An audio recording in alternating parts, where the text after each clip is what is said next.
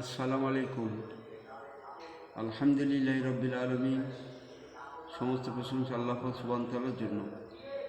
শ্রদ্ধেয় ভাই সব ও মা বোনেরা,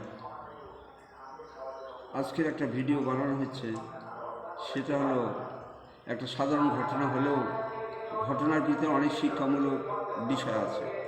সেটা হলো এই কয়েকজন সাথী এক দেশ থেকে অন্য দেশে যাচ্ছিলেন।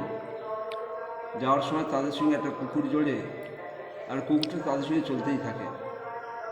কিছুদিন যাওয়ার পরে যখন তারা দেখলো যে একটা জন্তু অর্থাৎ গরু মরে আছে, তো খুব গন্ধ বাড়াচ্ছিল।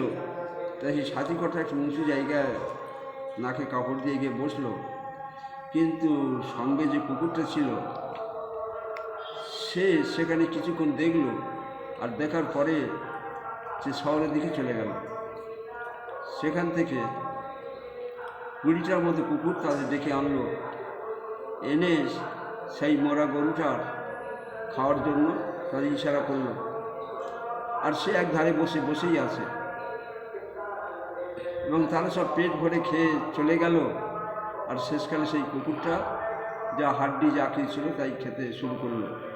যে সাথীরা দেখছিল তা তো অবাক হয়ে গেল যে একটা নিকৃষ্ট জীব কুত্তা, তার মধ্যে এই মানবতাটা কোথায় এলো, মানবতাটা কে দিল, আর কোথায় সে পেল।